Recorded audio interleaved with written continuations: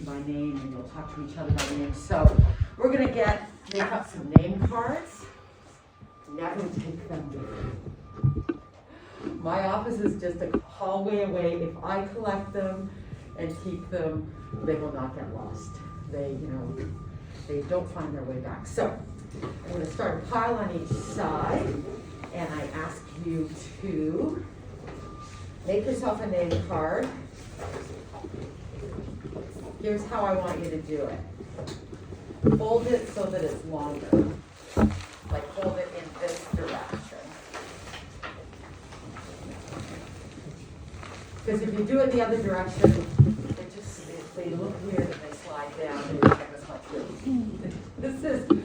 I know I'm being silly, but someone always does it. Or more than one. Okay, I'm going to start. Don't use your own pen. I'm going to send pens around. I only want to know your first name, or, if you don't want to be called by your first name, you would like us to call you Mr. or Ms. You can put your last name down, and we'll do that. But I'm guessing we're, going to go with first names. And if you'd like to include your pronouns, please do. I will. Mine are she, her.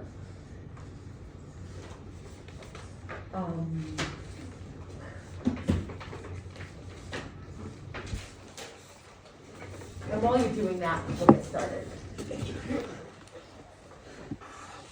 I write it nice and big because we want everybody to hear. 2, 4, 6, 8, 10. So this is like, 60% of us. We'll see whether the arrest. I will always try to start right at 9, and so hopefully you can all be here. I think I arrived at 9:01 though. So, my bad.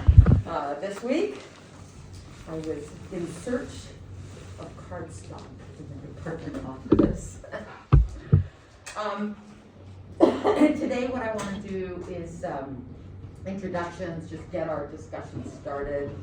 But let me start first by acknowledging that this class will be meeting on the traditional and ancestral and unceded territories of the Musqueam people. I hold my office hours on Zoom, and if we ever set up a time meeting, other than in office hours, which I'm open to, chances are I'll be working from home. I actually only have an office half-time here these days, and my office is on the traditional, ancestral, and unceded territories of the Musqueam, Tsleil-Waututh, and Squamish people. We're going to be doing some readings about Indigenous peoples and colonialization, their relationship with fossil fuels, and a couple of memoirs as well by different Indigenous leaders. This is a combination of a Canadian Studies 4th year seminar and a Poli 4th year seminar. So some of you are, who's a Poli major here? Canadian Studies, one, but there are others. Cool, small but mighty group. It doesn't matter, like it's the exact same course, the assignments are the same.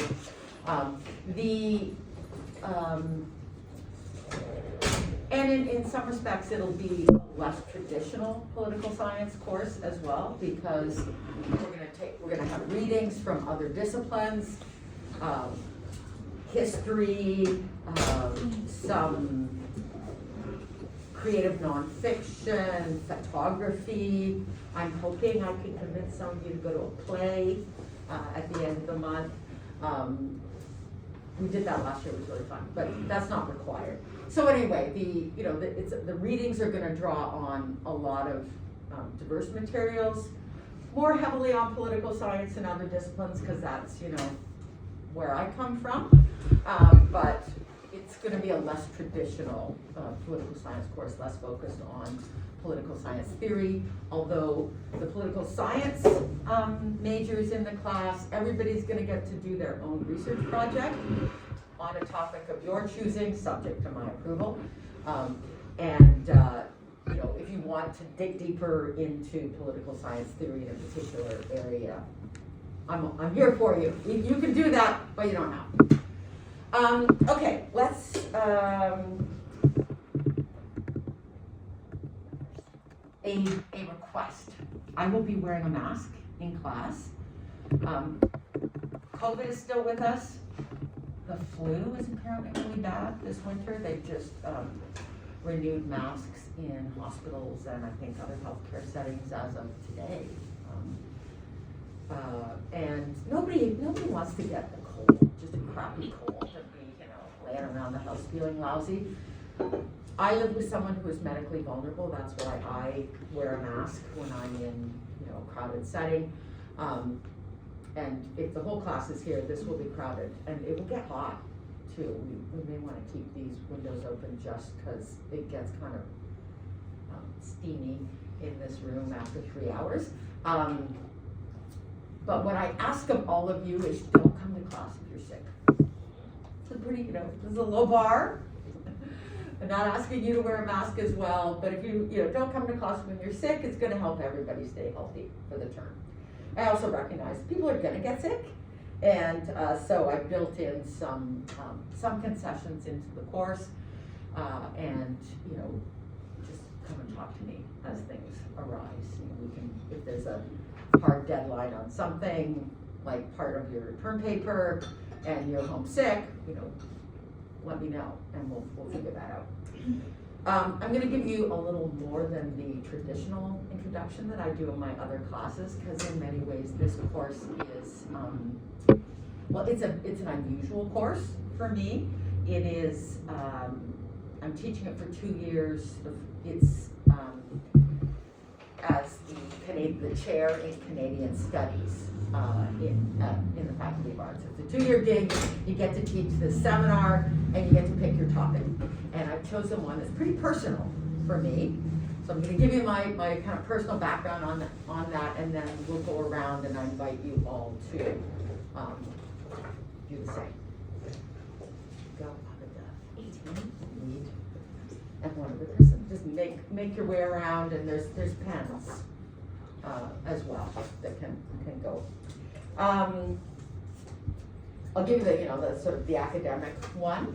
I have been at UBC for 32 years this year as a faculty member.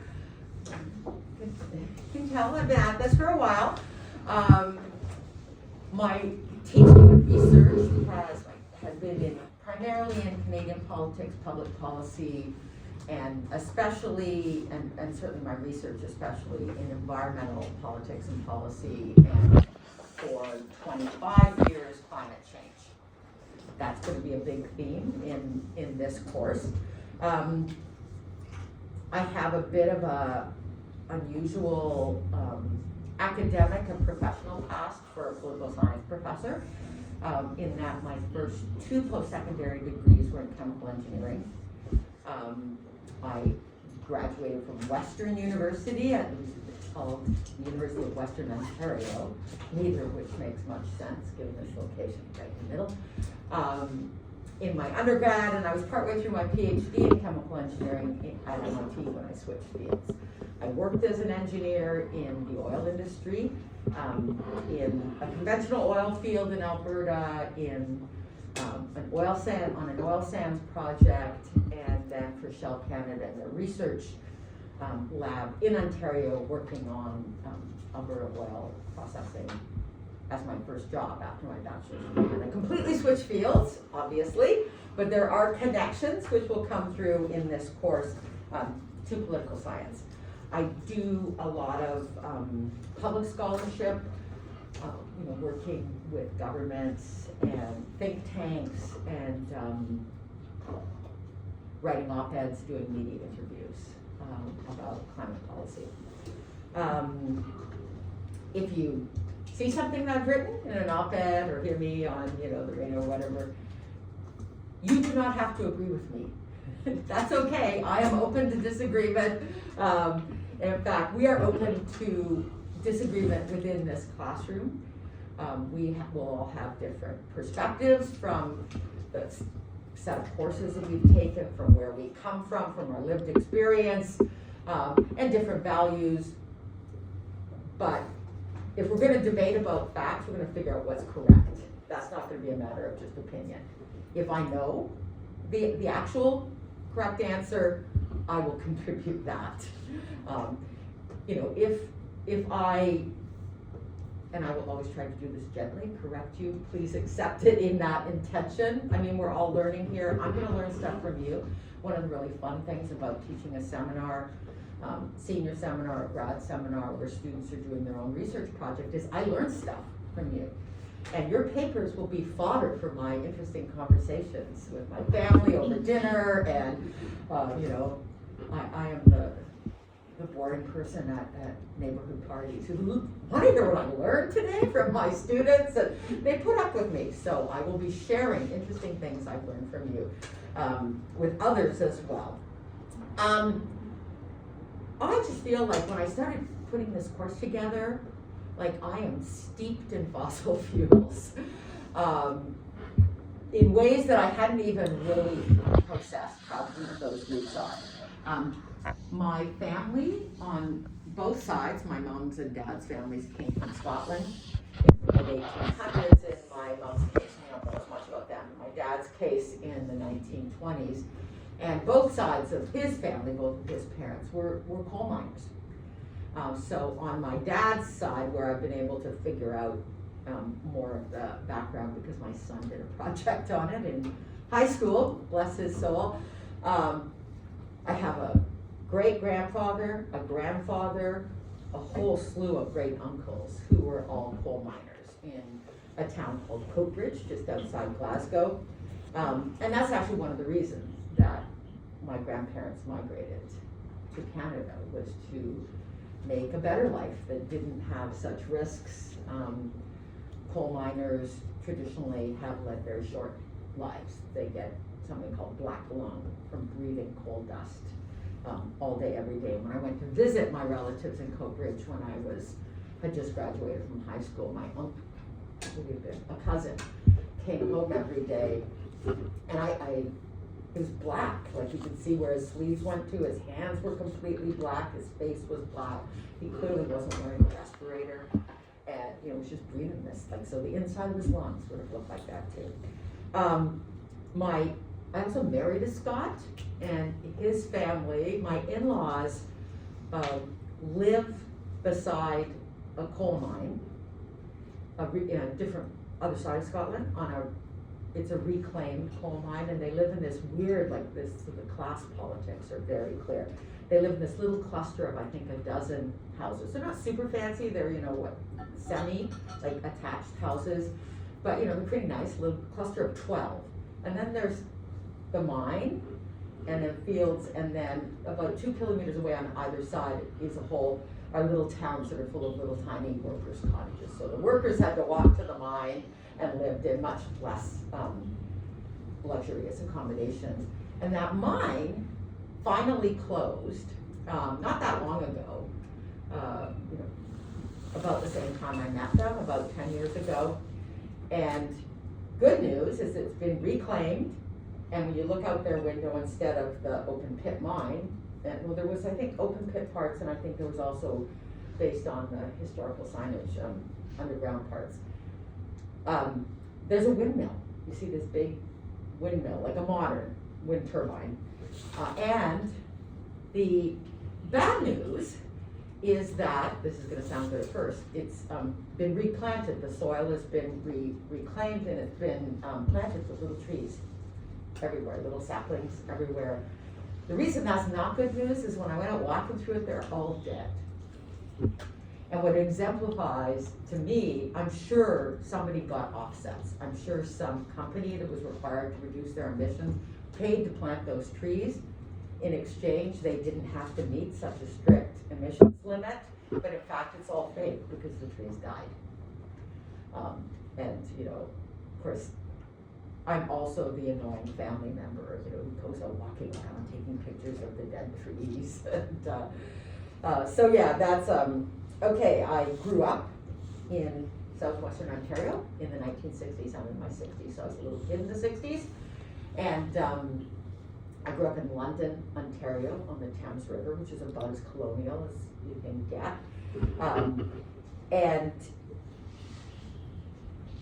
the really sort of prosperity in that era was all connected to fossil fuels. The getting a car for my parents was like freedom. It was how my mother got off the farm. It was how my father got away from the cereal factory. When I was a little kid, the mothers in the neighborhood there started to be second cars, and it was this source of freedom for women. The mom's cars were always really crappy compared to the dad's cars.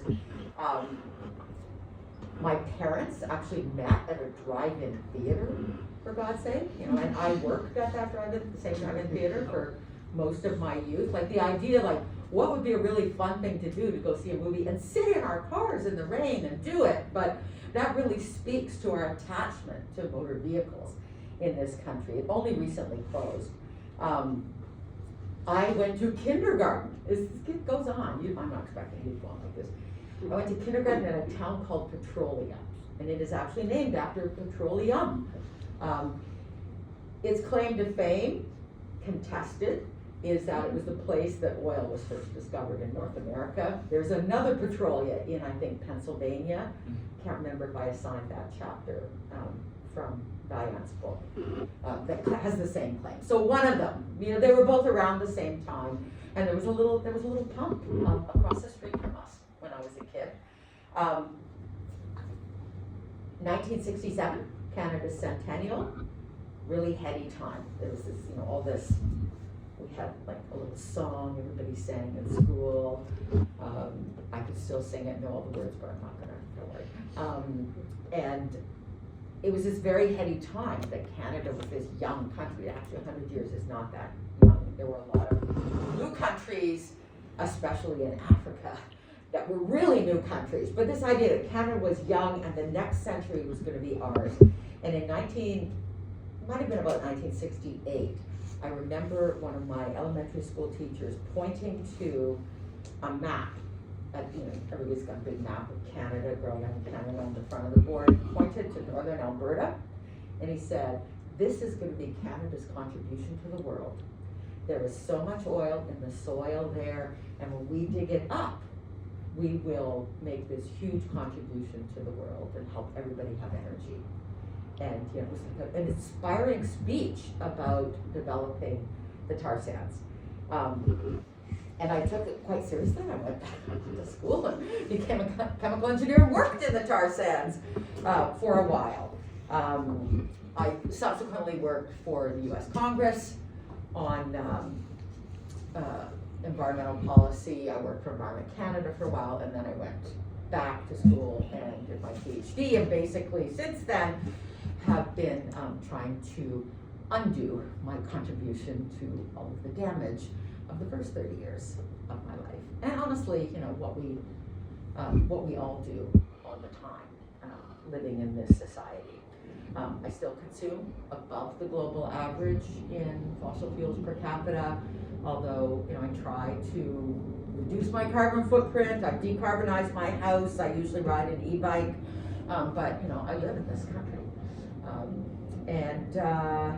Yeah, so that's me. Any questions?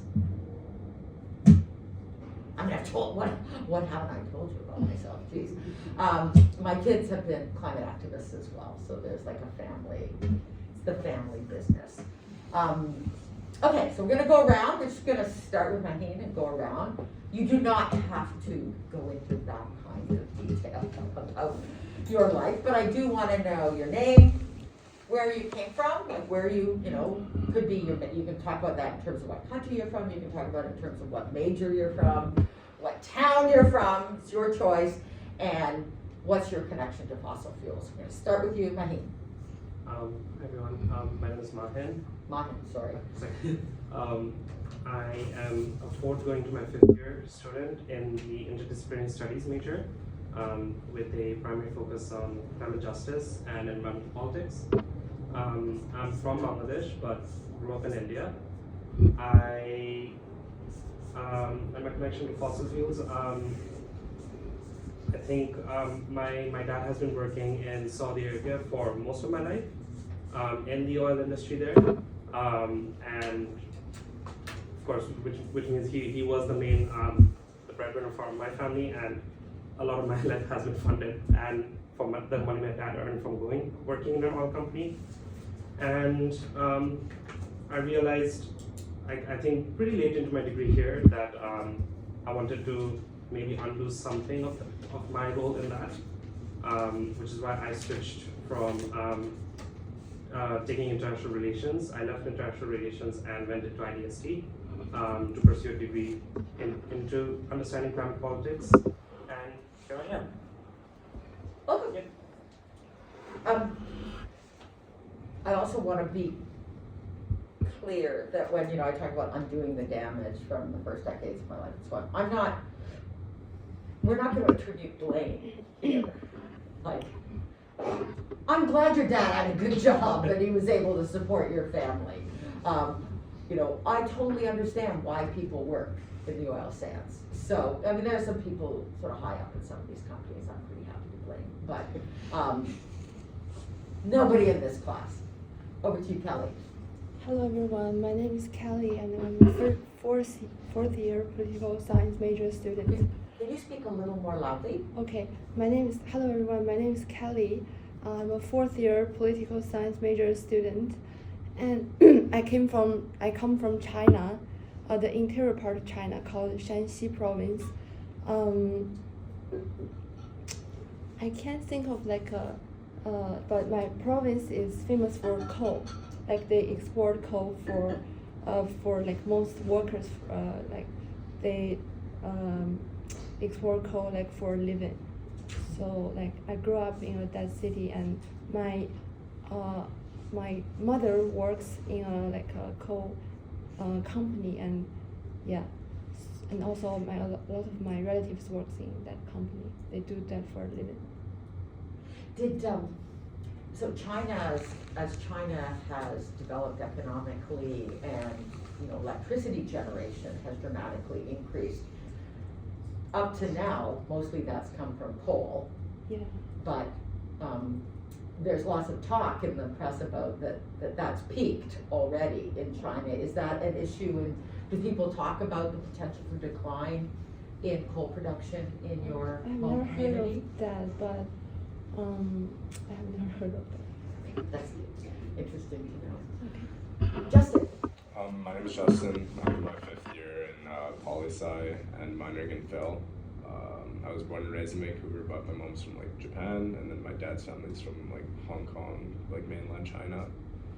And my connection to fossil fuels is pretty ordinary. I just use it in my daily life to just get around and at home and stuff. So yeah. My name is Ben. I was born and raised in White Rock. My dad was born and raised in Jamaica, and my mom is adopted, and we have no idea where originally from, but adopted from the island. So as far as we know, she's been here for a long time. And I don't really have any familial connections to oil and gas or fossil fuels, but I guess same as Justin, just use it to get around, and yeah. Coal trains go right by your town. They go right along the waterfront in White Rock. Probably a few a day. Yeah.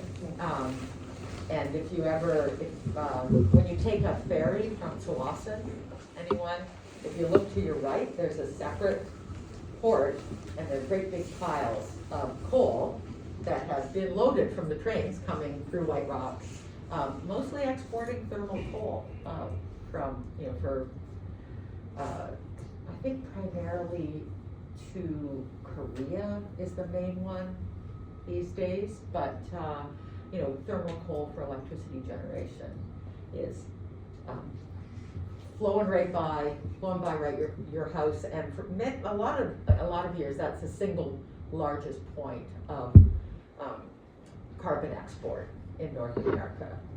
The harbor, now that TMX is running, it will win.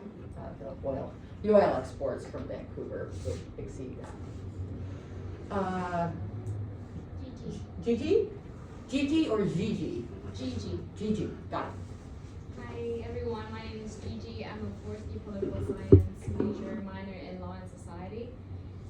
I'm from Vietnam, specifically Ho Chi Minh City, and my connection to fossil fuels not I don't have a very deep connection with it, except for transportation. Usually I take bus daily. I just got my driver license, so hopefully I'll have more connection to it in the future. And yeah, that's everything about me. Sam? Hi everyone, I'm Sam. I'm a fourth year political science student. And my connection to fossil fuels is pretty typical. I think that I'm sure I'm above the global average in consumption, unfortunately.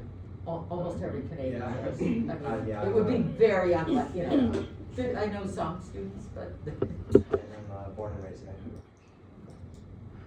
Hi everyone, my name is Katerina. I'm a fourth year political science major and a sociology minor. And I was born in Serbia, moved here in 2010, and have essentially lived in Richmond since then. I also don't really have much of a connection, I guess, to fossil fuels other than like everyday consumption, like going to work, things like that.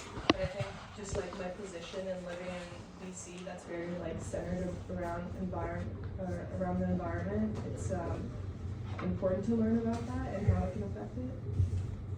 One thing I didn't mention, as no one's mentioned, we were talking about sort of getting around, heating homes, transportation, flying. I mean, that is the single largest contribution to my carbon footprint. And that's something that has dramatically changed over my life, just the sort of the cost and the normalization of travel by air. Like my parents probably never got on an airplane until the 1970s. I think my first flight was in the late 1970s. It was a big deal to take a flight then. And now I fly several times a year. And that is about 3/4 of my carbon footprint, actually. Christine? My name is Christine. I'm born and raised in Vancouver. I think my connection to fossil fuels, my family's been in the same plot of like land in the Philippines for centuries. I don't even know how long. But they recently, my mom and my dad were the first ones to kind of come out and come here in 2002 when I was born. So I feel like just because they knew their land for so long, I think there's important to know the land that we're on. And it's very resource extraction forced. So that's just kind of why I have an urge to learn that. And you still have family there? Yeah, everyone is there. I have like my aunt's, my aunt is here, but that's kind of all I got.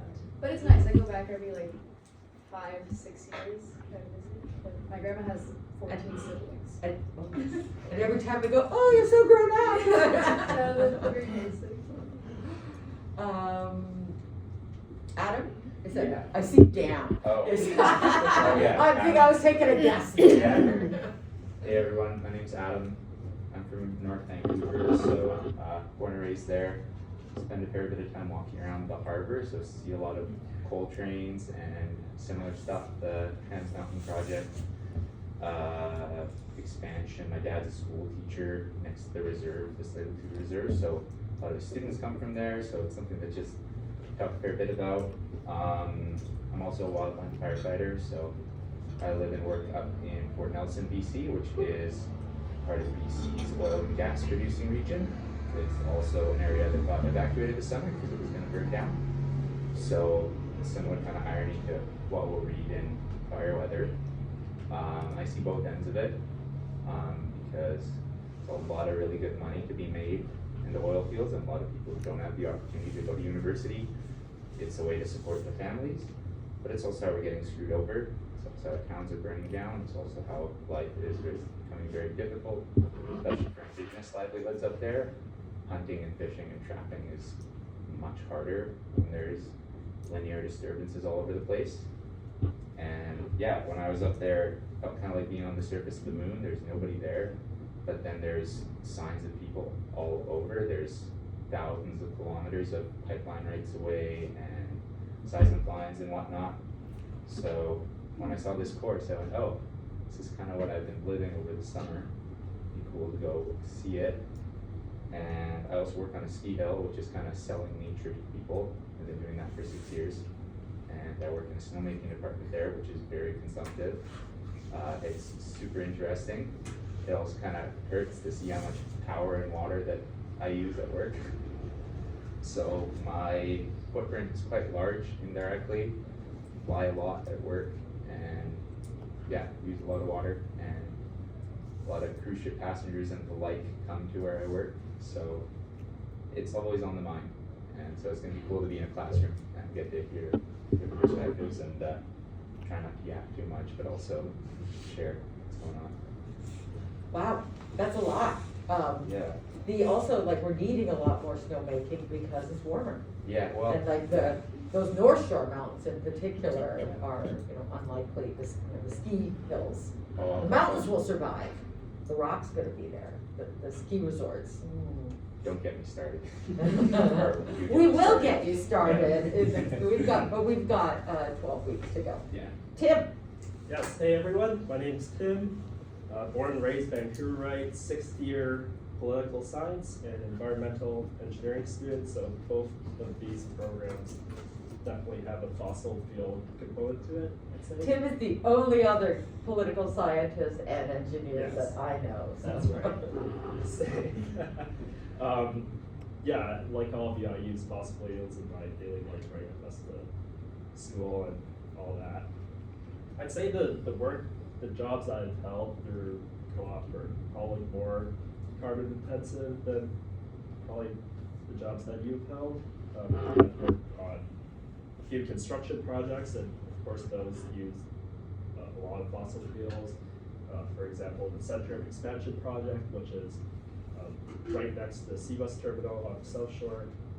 So there's obviously a lot of ships going through that, and the construction process of expanding the port also uses a lot of fossil fuels there. So yeah, and I'm also, I guess, working on a thesis on the carbon tax directed by Dr. Harrison. So that's another connection. Yes. A couple of you I have met before. Tim is one of them. Sean. Hi, I'm Sean. I'm also from Southwestern Ontario. You know Brantford? Oh, you bet I do. Just outside Brantford, Burford on Highway 53. I used to drive, when I worked in Burlington, I would drive Yeah. on Yeah. Highway 53. You would have passed my house. Yep. Cool. I'm a 4th year Canadian Studies major and an anthropology minor. My connection to fossil fuels, I actually worked as a fuel pump attendant all throughout high school. I don't know, you know fuel pump attendants, you know full service gas station. I don't know about the rest of you. My brother did that. Yeah, it was a gig. It helped me get out of Southern Ontario and get here to BC. I'm happy not to be doing it anymore. Yeah, in fact, I remember, it was a radical thing. I'm just gonna be the old person in the room and share mine. It was a radical thing when filler, what do you call it, self-serve gas stations arose and people were outraged that they weren't going to have someone cleaning the windshield for them. You had probably to do that, didn't clean the bird flu off the That was windshield. me, all the church ladies every Sunday. Yeah. That was my mother. Abida. Hey, hi everybody. My name is Abida. I'm actually a master's student, and I'm studying political science, and most of it is kind of environmental politics. I did my undergrad here as well, so I might recognize some of you. My undergrad was political science and environment and sustainability and geography. So again, I'm really interested in environmental politics and how those two kind of relate to each other. My relationship to fossil fuels, I would say, is also kind of like the average Canadian relationship. For example, when I drive a car, my house, we rent it, but it's gas, like it's, what's it called, 40 cc, is for heating and stuff. And so yeah, so that's one thing. I would say the one interesting thing maybe is I'm from Afghanistan, and that's a country that doesn't really have like a high energy consumption rate compared to other countries. And it does have a pretty wide array of fossil fuel resources, but it's not really tapped into fully as other countries nearby are. So it's not that people don't want to, it does have that potential, I guess. But the one interesting thing is that the country's kind of almost skipped mass production of fossil fuels. And you'll see, like, if you go inside a village, people have like solar panels on their mud houses. It's really interesting. And yeah, so it's really interesting to see that.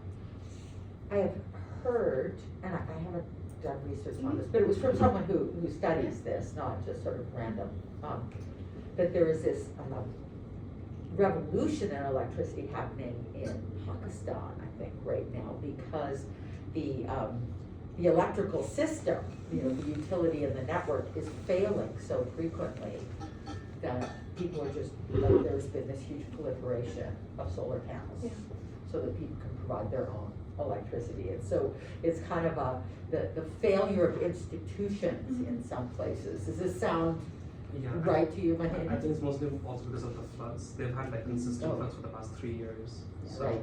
I would imagine that's what's been affecting a lot of these like electricity grids. So actually, like, the rare positive feedback loop, sad one, but that the impacts of climate change are causing institutional disruptions that are prompting switches to renewable electricity, or in some cases just cheaper in many places. Also, there's also the issue of conflict as well. In the region, there's a lot of conflict over hydropower because there's a lot of Who owns the borders. land? Borders don't exist for rivers, so there's a lot of issues with dams and things like that, and that kind of feeds into it as well. Lots of conflict between Pakistan and Afghanistan over the hydropower that exists there. Victoria, did you take Poli 350? Yeah, I did. Okay, so we've got Victoria, Abada, Mahin currently at Poli 351. Anyone else? Tim, yes. Adam, okay. So some students have taken my other course that is focused on climate policy. They'll be complementary, but some themes are going to be familiar to you. Over to you. I'm Victoria. I'm a 4th year student. I'm a double major in political science and sociology. My connection to fossil fuels isn't like super, I guess, intimate, like related to my family. I grew up in Markham, Ontario, so a little bit east of Toronto. Typical suburb. Everyone has multiple cars, drive everywhere for sports, that kind of thing. Like another interesting note, maybe like a potential like shift, I guess. I live near a nuclear plant, which is kind of interesting. Is that Darling? It's in Pickering. Pickering. Yeah, so I live on like the eastern part of Markham, so probably about a 15-minute drive from the nuclear plant. So that's interesting as well, I guess. Yeah. When I go back to London, which my mother is still alive and she still lives there, it's striking to me. It's a very suburban city as well. How much even more of the space is taken up by cars and parking lots than in Vancouver. That like nobody I talk to takes transit, or they find it shocking that I would ride a bike on city streets as opposed to like a bike path. So I think there is, and I'm sure that is true of many places. Vancouver, we're in a little bubble of good weather and increasingly good bike lanes. Welcome everyone. We obviously have lots of diversity, lots of interesting people. You know different things from your courses. You come from different countries. This course is going to focus on Canada and its relationship to fossil fuels, but I absolutely welcome you to bring your experience, your reflections on how things are different in other places, and we'll have some readings that put Canada in an international context, but never hesitate to draw on your knowledge of other countries and your experience of other countries. And I mean, part of this is just to get to know each other, but another part of it is to reveal how much our relationship to fossil fuels isn't an individual choice. It's, how people get around, where you grow up. It's where how the building you live in is heated in many cases, especially for students who are almost never own. Does anybody here besides me own the place that they live? You have no choice how that was heated. In many cases, you don't even know if you live in an apartment building whether it's heated with a fossil would normally be fossil gas in Canada, or if it's in BC, that is not in Canada, or electricity. So we have systems in place that are entirely dependent on fossil fuels as a source of energy. I think we get about 70% of our energy in British Columbia from fossil fuels, even though our electricity system is almost entirely decarbonized. And that's not anyone's fault. That is just the reality of the systems and the economy and the society that we've built in this country. Okay, on to the course. This is a seminar. Has anyone taken a seminar before? Okay, we've got some seminar folks with experience, but most of you not. You've taken lecture courses. I may give a couple little mini lectures in this course, but for the most part, we are going to learn through discussion. The idea is that everybody has to have done the reading in advance and thought about it a bit, and then we will come and we're going to talk about the readings. I've got some things that I'll do to try and make that easier for you. I mean, I know that's an uncomfortable thing. For most of you, you've been taking classes where the professor stands at the front of the room, talks at you, and I'm doing a lot of that today as well. And you're learning. This is all new to you. So, a few things. One, everybody's in the same boat. You're all students.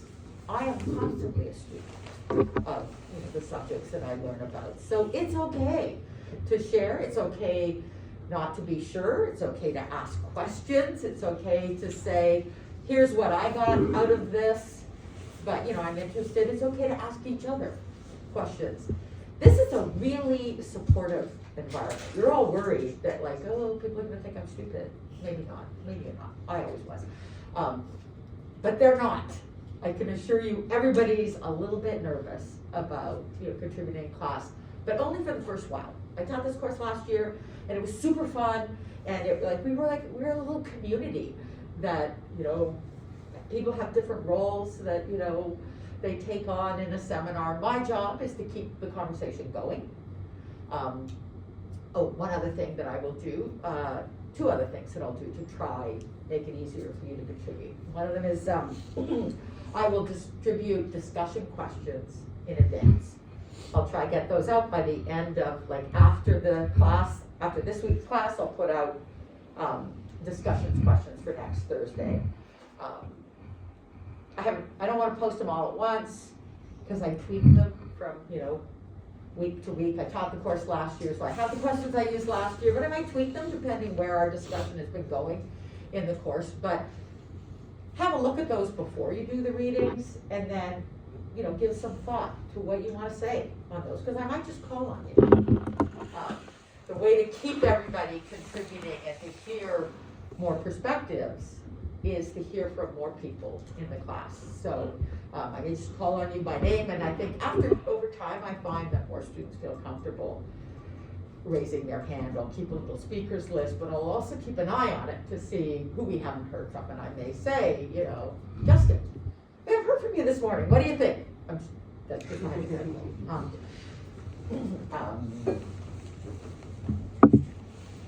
I encourage you to take notes while you're reading, or at least, if you're highlight passages so that, I don't know about you, it might just be that I'm in my 60s and I'm, forgetful about things, but you're taking a whole bunch of other courses. If you read something 2 days before class, do you remember it? All 2 days later, you might want to note things that you want to talk about, note questions that you want to bring to me or to the class. Last thing is, if you are uncomfortable speaking in class, you're finding it really difficult, come and see me one-on-one in office hours. And usually, I think always, I've been able to come up with some strategies. Sometimes somebody's really shy, but if I'm looking at them and it looks like they've got something to say, I give them a look. Looking at Kyle, come on, I think you want to say something. And, we try and work out a way that makes it more comfortable for them to participate. There is a chunk of your mark, and it's real for participation.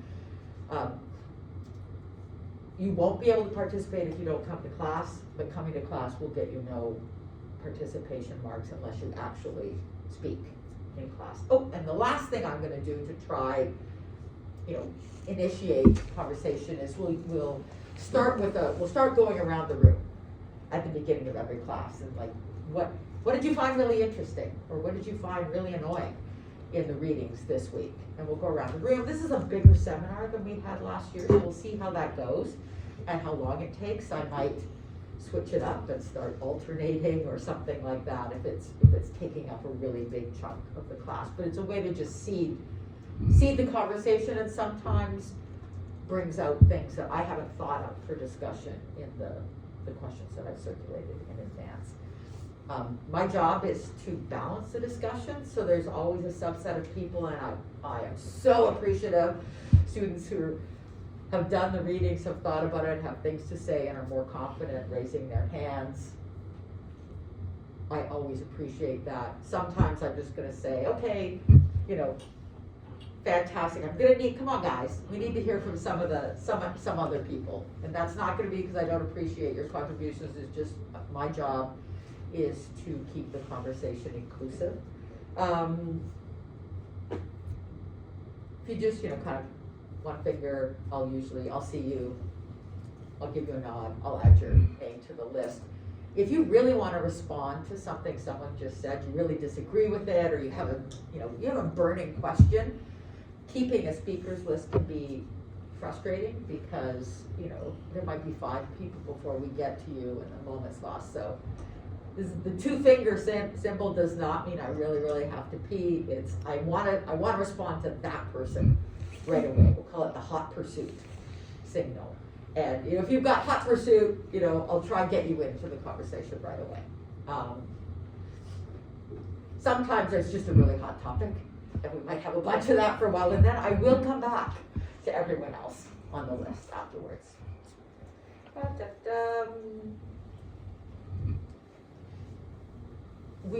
It's okay to disagree, it's good to talk through things that we disagree about, but I am committed to maintaining a respectful and inclusive environment. So let's respect each other's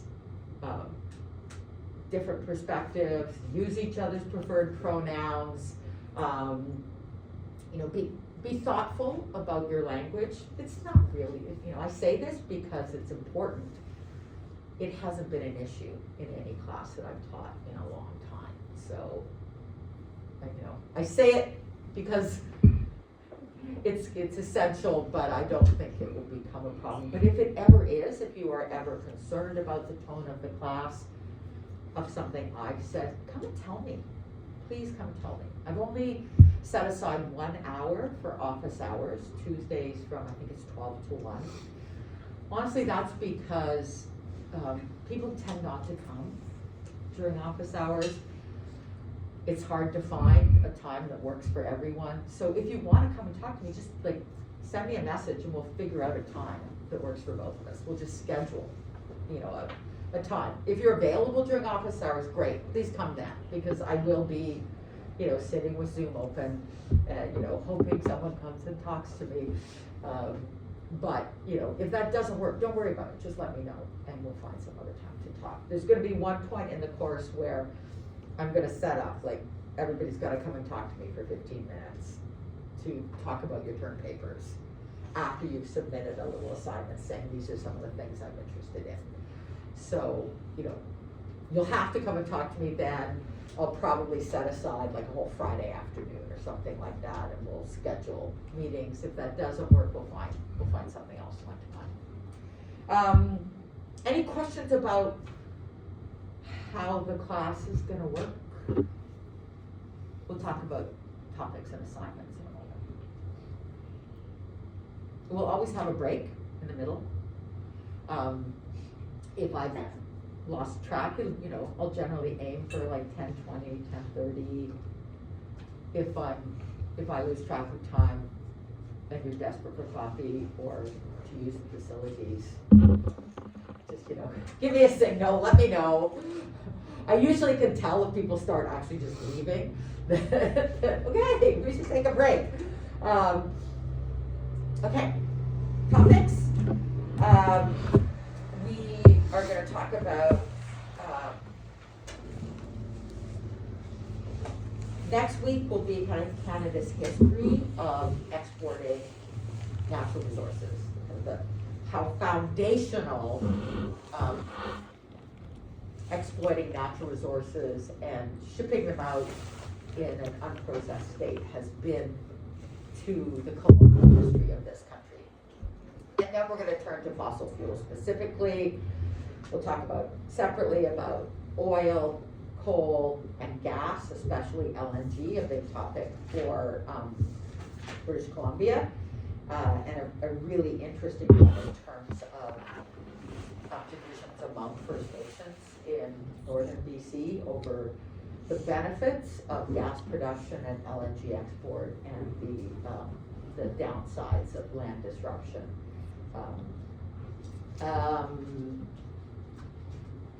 I've already mentioned we're going to be reading kind of diverse things. I didn't mention, like one of the books is cartoons, or what do you call it, a graphic novel, and it's so good. I had, it's called Ducks, and I think it won, I didn't want to Pulitzer Prize. A graphic novel written by a woman from Eastern Canada living in the oil sands, working in the oil sands for a couple of years. And I had, I am not a reader of graphic novels, so I had put off reading this, even though it was winning all the awards, and people in my social media going, oh my God, I love this book. I'm like, cartoons, for goodness sake. And I just loved it so much.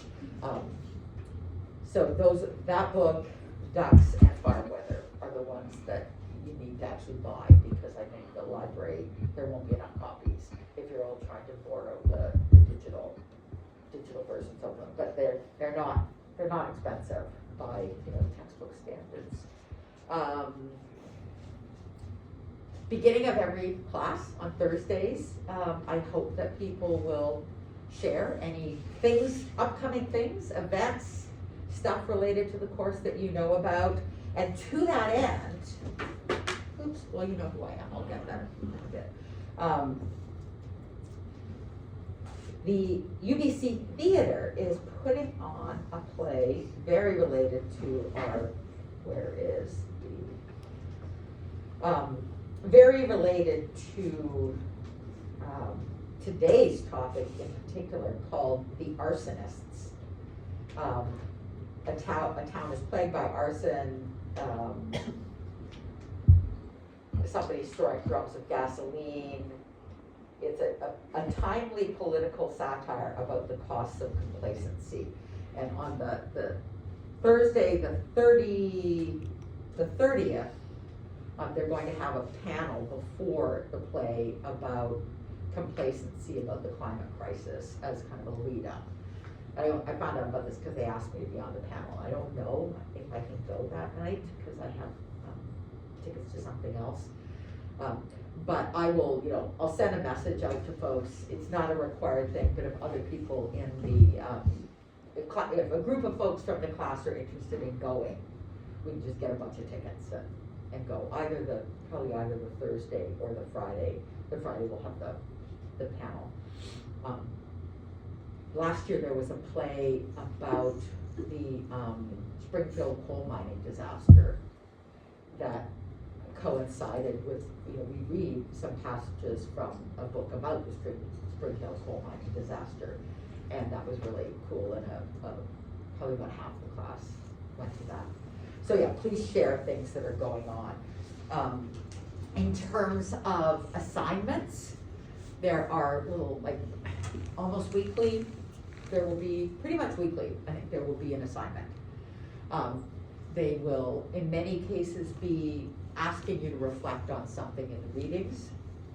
They're due by 9 o'clock on the day of the assignments due. So basically, I want you to do that thinking before you come to class, not after. And it's not fair to students. Some students, get to come and listen to the conversation and then write something, compared to those who haven't been to class yet. So that's a hard and fast deadline. Others are, this is a research course. So, you have to do a research course. This is it, or at least one of them if you're doing more than one. So we'll talk at various points in the course about how to do research. It's going to be slightly different depending on your topic.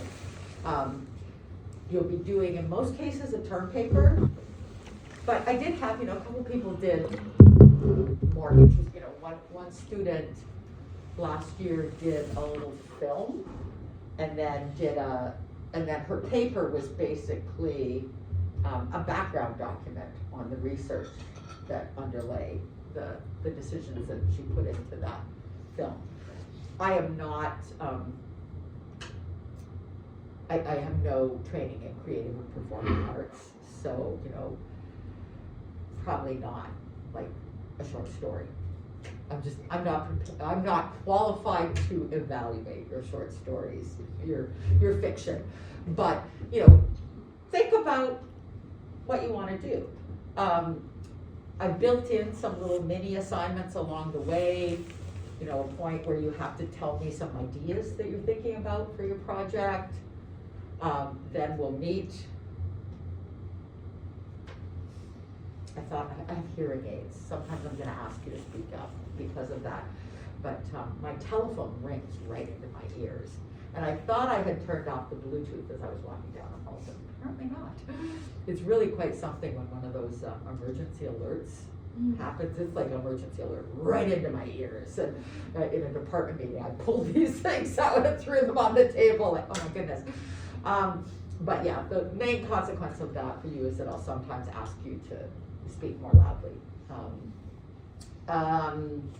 Yeah, so I've got a series of assignments, term paper proposal. At a certain point, you'll have to do a little bibliography to make sure you're getting started on doing your research. There will be an outline and a one-pager that you will peer review each other's, and then the last class will be a presentation, a formal presentation. Given the size of the class, I might break that. We might have two-hour blocks of time. You'll see, I'm not going to assign anyone to be in the second group if that timing doesn't work for you, but we'll try mix you up so that everybody, can attend at least a 2-hour block of time, because otherwise your presentations will be really short and just no time for discussion, no time for Q&A. And then the final project or paper is due, I think I said the 16th or the middle of April. And then there are late penalties for that one will kick in because I have to mark them and submit the marks by the end of the month. I give you an idea of some of the things students did last year. The student papers were great and the projects were really cool. One student, BC's argument for coal mining, it's continued coal mining. Mostly we think about BC as a gas producer, but we actually do lots of coal mining, is that unlike the thermal coal that's going through White Rock, which is mined in the US, BC's coal is metallurgical coal. That's what's being exported from North Van. So West Shore Terminals, is that the right, the name? The coal port near Tsawwassen is thermal coal. The coal port in North Van is metallurgical coal. And the argument is, we're metallurgical coal is not so bad because we're always going to need steel. We're going to need steel for windmills and iPhones and things like that. So, so a student, examined in their paper what are the arguments for this, what's the evidence, and it was great. Are BC's LNG exports going to do the world a favor? Doing the world a favor is a quote from former Premier Christy Clark. The idea being that gas is less carbon intensive to burn than coal. And so by exporting coal, we're actually contributing to the fight against climate change. There's a whole new element of that now with Russia's invasion of Ukraine, that we are supporting democracy with our LNG exports. This student only got into the climate part. Looking at the complexity of indigenous nations' relationships with the oil sands. Two students using different methodologies compared Alberta and the federal government's framing of their narratives about the future of the oil and gas industry One student did a review of the psychology literature on attitudes to climate change to try to understand, like, why are we so complacent? Why, with a fall towards us? One student compared Canada and Norway, two major oil exporters that have adopted fundamentally different policies with respect to electric vehicles. Nowadays, almost every vehicle being sold in Norway is electric. And we are nowhere near that in Canada, and I'm sure I'm forgetting some. So, all kinds of things, depends on your interests. I encourage you to start thinking now about what you might be interested in. Look at the syllabus and the topics and think, which of these might I want to do more reading on, do more independent research on, and then I've built in assignments that we can get you settled on a topic. If you've got some, I want to learn about whatever, my fingerprints were on some of these topics. Like a student was interested in this, I go, here's something, there's a way you might want to focus on that. And we were able to, triangulate and get to doable projects that were allowed students to go beyond, I've read a few things and here's a very high level summary, and really dig in a little more deeply on a particular topic. Questions or comments on that? Or any initial thoughts on stuff, the kind of thing you're interested in doing your projects on?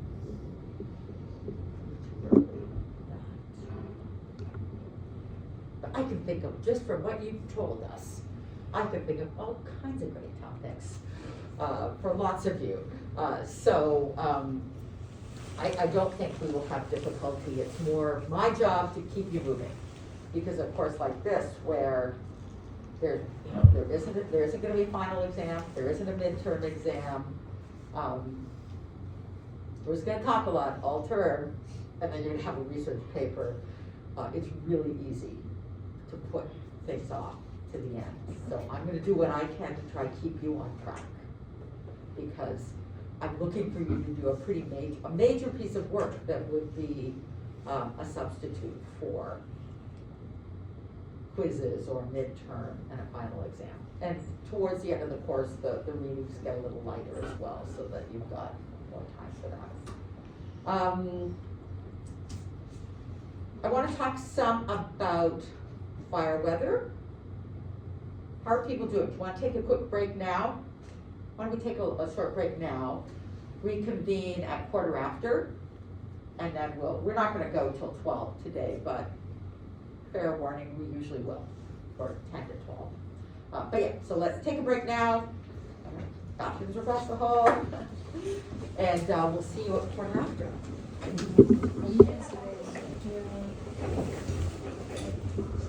Now try to turn off the Bluetooth.